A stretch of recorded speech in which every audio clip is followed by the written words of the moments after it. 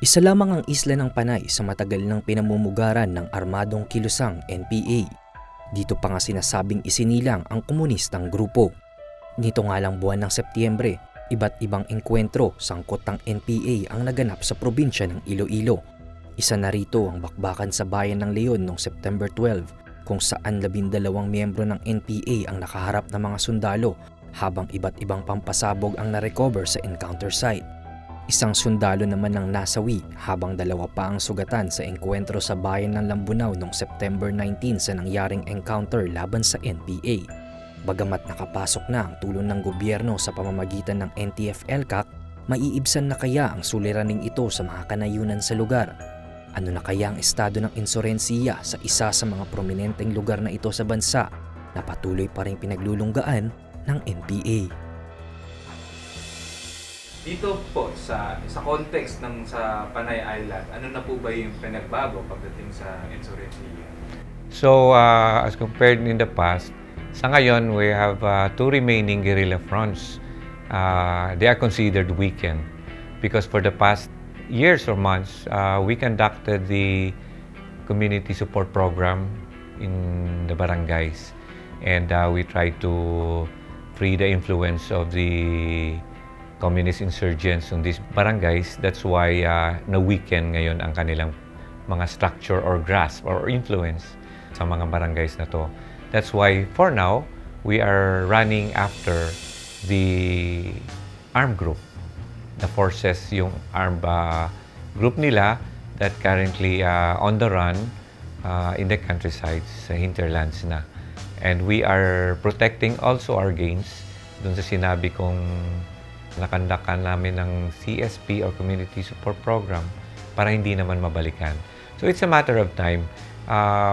We have very vast forest areas pa in the boundaries of Antique, Iloilo, Capiz, and Aklan that they are taking advantage of. So it's mountain ranges. So, but it's a matter of time. Eventually, we will catch them. Referring to the armed group. Paano po tinitake ng sandatahang lakas yung mga ganitong atrocities ng mga CTGs natin sa mga sundalo natin na tumutulong sa pag-develop ng community?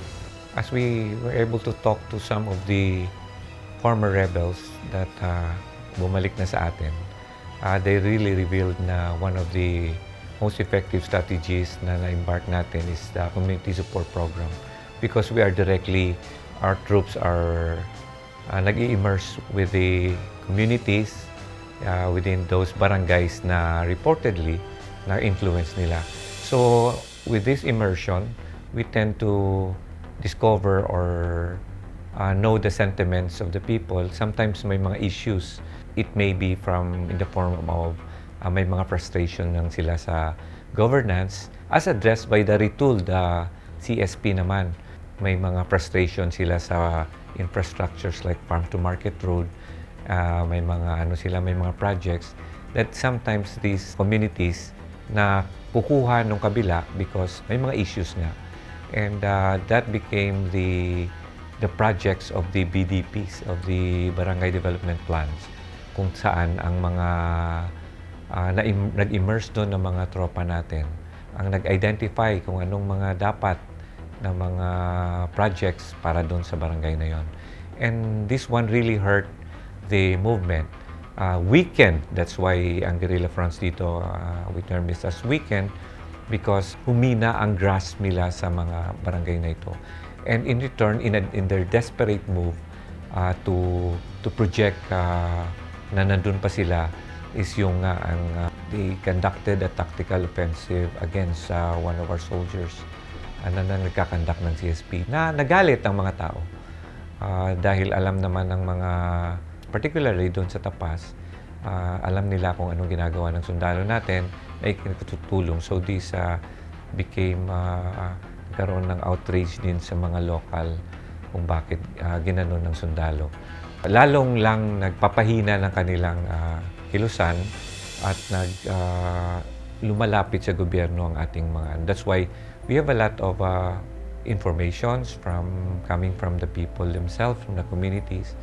At sabi ko nga, lumiliit ang mundo ng mga armado, and eventually, we will catch up on them. But I would like to mention, we take no pleasure in killing our fellow Filipinos. But because of their armed struggle, they insist on fighting the government. We cannot avoid clashes between the government forces and their forces. And these clashes result to casualties. But with this, I would like also to warn those who insist on fighting the government that we will not hesitate, and we will use all our manpower and firepower to defeat those armed. It is our constitutional mandate. We are the legitimate force of the government, and it is our duty na kung sino man ang magte-threaten ng peaceful existence ng mga ating mamamayan and communities, we will be there for them, and we will drive any armed group that would threaten their peaceful existence. And that we would like to create an atmosphere or environment conducive to development, so that these citizens and communities will be productive para maging maganda rin yung buhay nila at maging later on for the future ma-prepare nila. Hindi yung this really is a choice between violence and peace, between paghihirap and development. So there's a lot of potentials sa ating countryside. There's a lot of programs na nililay-out ng ating the government. And ito'y for the past 50 years, local insurgency has preventing investors, preventing the pursuit of development. And we've seen here in Panay, ang laging pinag-uusapan na dito is development. Whether tourism, whether it's the irrigation system in Halaor, and whether it's the infrastructure projects, the road projects that would open to farm-to-market roads to our maraming development dito. And we don't want na yung insurgency movement would be a hindrance. That's why, once and for all, we would like to end it. We are exerting pressure to those remaining armed groups to eventually surrender and join the mainstream society, to be with their families, and be productive citizens for the future of this part of the country, the Panay and Guimaras Islands.